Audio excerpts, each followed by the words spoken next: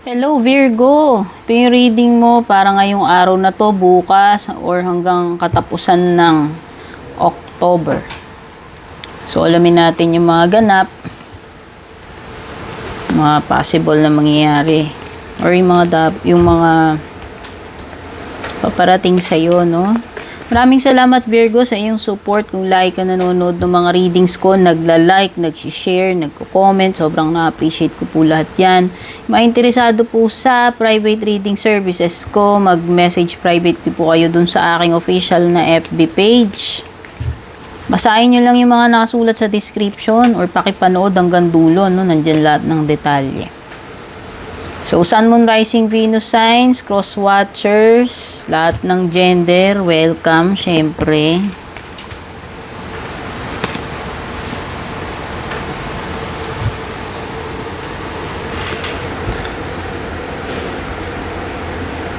May sunrise card ka, may grasshopper card, at saka turkey.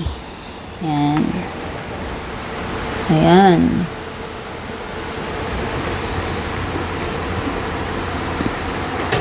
Leap of faith, ewan ko, yun ang pumasok sa akin dito sa grasshopper kasi ewan ko, tumatalon kasi si grasshopper. O, either, kailangan mong mag-take ng leap of faith dito, Virgo. Or parang mayroon something na lalaktawan. Lalaktawan tinatalunan lang Lalagpasan yan. Lalagpasan, malalagpasan, lalaktawan. Take note guys na yung mga energies na makukuha natin sa cards, hindi ko kontrolado yan. Maaaring sa iba sa inyo tapos na yan, maaaring sa iba pinagdaraanan nyo pa lang. Or yung iba pagdadaanan nyo pa lang. Okay? May mga matters dito na kailangan ng special attention. Pwedeng mga sensitive matters to. Hindi ko alam kung tungkol saan yan. Wow! Bagong opportunity. Oh, sunrise, di ba? Every time na sumisikat yung araw, nabibigyan tayo ng tsansa sa buhay. Nabibigyan tayo. Yung tsansa equals opportunity yon. Nasa sayo kung paano mo haharapin itong bagong araw na to. Something na magsisimula, something na magiging clean slate uli para sa'yo, restart, pwedeng back to zero, uumpisahan mo pa lang, panibagong pag-asa, pwede rin naman, kasi ang pagsikat ng araw ay simbolo rin ng pag-asa. So, kung ano man ito, ibig sabihin you are starting a new day, a new chapter, or ano man itong panimula na to. And yun na nga, depende sa disposition mo kung paano mo kakaharapin itong something na bago na paparating sa'yo. Turkey. Someone here is behaving stupidly. Sino kaya to? This person may annoy you. Hindi ko alam kung anong magiging reaction mo dito, ano yung magiging consequences na itong, I hope hindi ikaw yan, no? Pwedeng ikaw, pwedeng kung sino man ito na nakakadil mo. Siyempre, kung nagbe-behave yung tao ng ganyang kung ganyan yung behavior ng tao, asahan mo na may catastrophe yan. Kasi behaving or acting stupidly, siyempre may mga yan, consequences.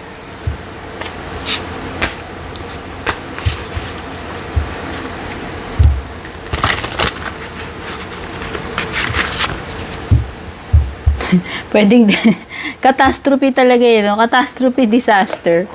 Diba, ganun yung mga tao, pag ganyan yung behavior nila, madalas yan ewan ko, madalas may trouble or ewan ko, problema.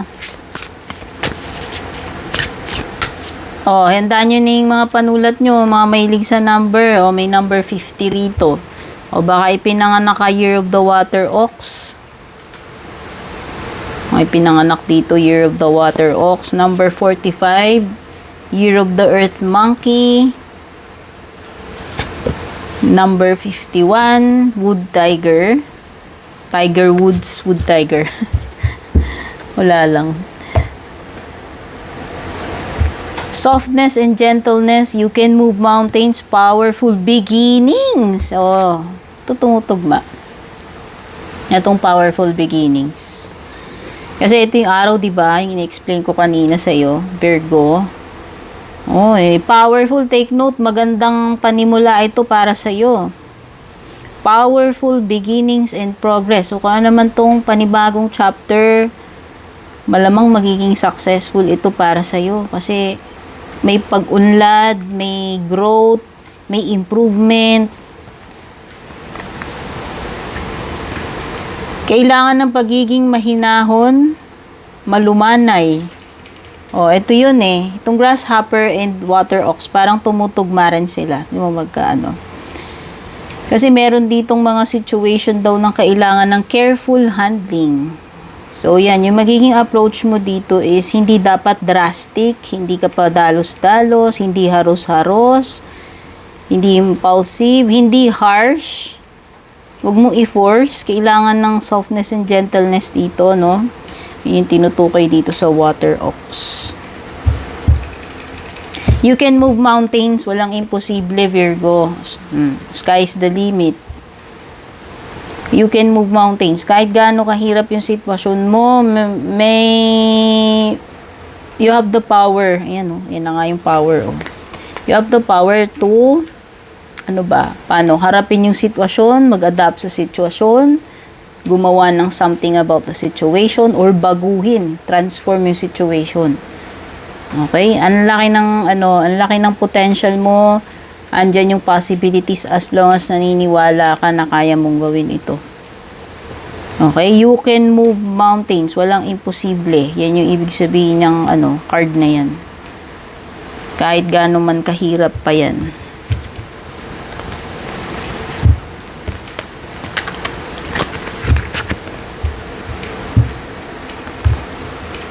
So, yung mga elements na meron dito, water, earth, and wood.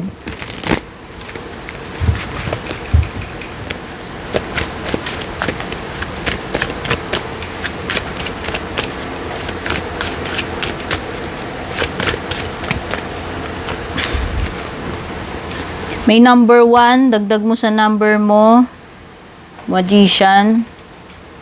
Ayan na yun, yung you can move mountains, lagay ko rito magician.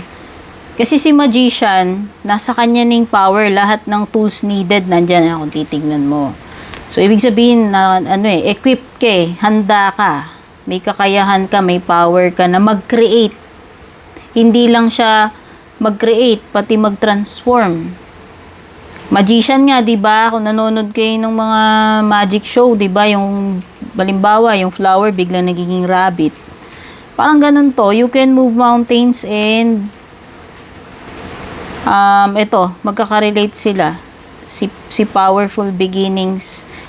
Also, magician is associated with beginning, taking action. Doing something about the situation. So, yan. Kailangan mo umakto, kailangan mong mag-create, kailangan mo umpisahan. No, mag-create ka or mag-transform, nasa sayo yung kapangyarihan. Samantalayin mo yung moment na ikaw ay powerful, na ikaw ay may magagawa. Okay? Sabi ko nga, as long as naniniwala ka, walang imposible. Ayan, you can move mountains. You can create magic. Gamitin mo kung ano yung mga meron ka. Yan yun. Yan yung power mo I-harness mo to. Kung ano man yung meron ka sa ngayon, yun yung tools mo na magagamit mo to transform, to create something dito sa sa sitwasyon mo. Merong number 2 rin, Cancer energy. Maybe you're dealing here with Gemini, Virgo, or Cancer. Pwedeng iba dito may merong hindi pagkakaunawaan sa connections, romantic man po ito or hindi. Pwedeng iba magkaroon ng awayan, tampuhan, breakup, pwedeng magkaroon ng imbalance, tension, or mawala ng communication. And idagdag mo pa, number 6, Gemini energy. Oo nga, meron ditong parang nag-fall out of love. Nawalan ng gana, nawalan ng communication, nawalan ng pagmamahal, interes. O yung iba baka nakakaranas kayo ng problema ngayon sa relationship nyo, cool off o break or separation. Pagiging disconnected pagiging hindi in harmony, ayan reverse yung iyong lovers and reverse yung iyong two of cups. Pwedeng iba you are suffering in your heart because of this separation, because of this falling out. Maaaring yung iba, you might make a bad choice of a lover or a bad choice, a bad move, a bad decision. And it will greatly affect you or your loved ones. Pwedeng ganun. Okay, tignan natin yung iyong love life.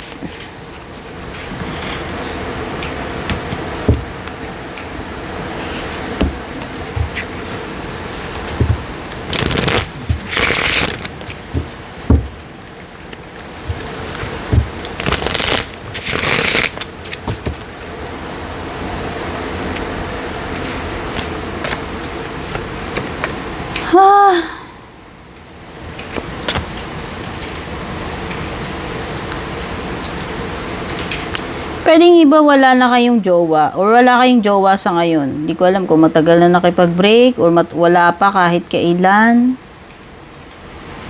Pero meron naghahanap dito. Naghahanap ng jowa, naghihintay ng jowa. Pwedeng yung iba, merong nakakamiss sa inyo or namimiss ninyo yung person na yon, nagre-reminiscing.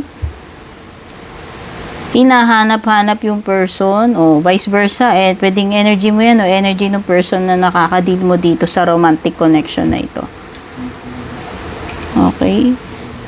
O pwedeng iba nagdi-daydream, nagpapantasya about this person or kung ikaw man yung pinapantasya niya, and merong sexual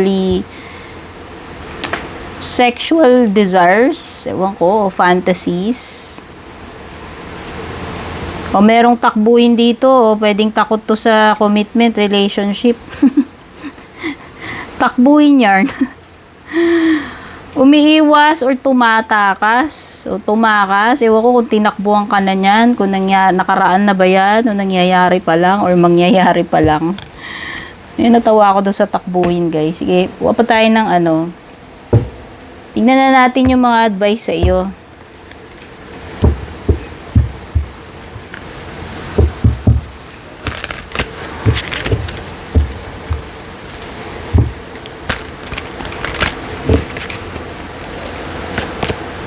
Big happy changes, o asahan mo na, di ba may binanggit ako dito parang transformation, pagbabago, nasa iyo yung power Ayan, embrace mo to, may paparating sa yung masasaya at malalaking pagbabago or improvement. Maganda yan, gandang card.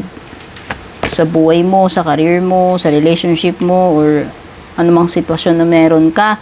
Uy, romance paparating ngayon na nga. So, better person siguro to kasi may big happy changes ka. Oo. Kaya kung galing ka sa bad relationship, yan, maaaring yung susunod na paparating sa'yo is malaking itinalon. Kaya may talon dito Malaki ipinagbago. Ibig sabihin, ang laki nung ikinaganda or ikinabetter netong panibagong sitwasyon na to or relationship. Romance paparating sa'yo. Last card mo is don't stop.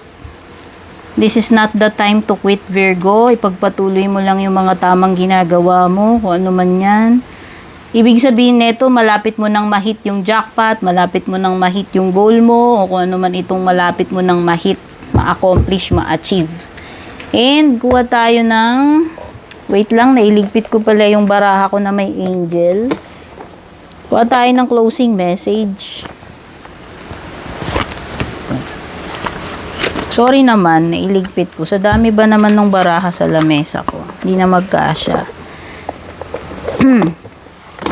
Ito, kuha tayo. Ano yung pinaka-closing mensahe para sa iyo, Virgo? Don't forget to like, subscribe, follow po, para sa mga hindi pa po naka-follow dyan. Ang closing mensahe para sa iyo, ayan. Above all else, guard your heart, for everything you do flows from it. Proverbs 4:23. At ang pinakamensahe niya ay, when you love yourself, it's easy to love others. So, unahin mo munang mahalin yung sarili mo bago mo ibuhos yung cup ng pagmamahal mo sa iba. Importante rin. Hindi lang importante pagmamahal sa kapwa, importante rin po yung pagmamahal sa iyong sarili. I love you, Virgo. Take care. God bless. Babush.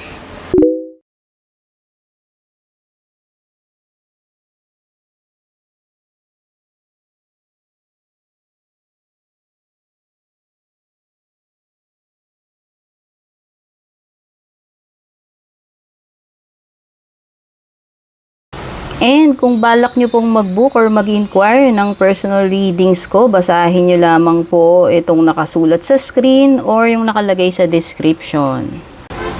Shoutout at thank you sa ating mga YouTube channel members, Juliet Saito, Vel, Mildred, Julian, Alejandra, Maya 2.6, Michael, Rosel, Belen, Melinda, Jane, Devi, Joy, Gwen, De Luna. Shoutout and thank you rin sa ating mga FB page subscribers, Alicia, Aida, Jovel, May, Ann, Jennifer, Jane, Aida, Aluwap, Emilu, Melinda, Grizel, at ang pinakabago si Shay Santos.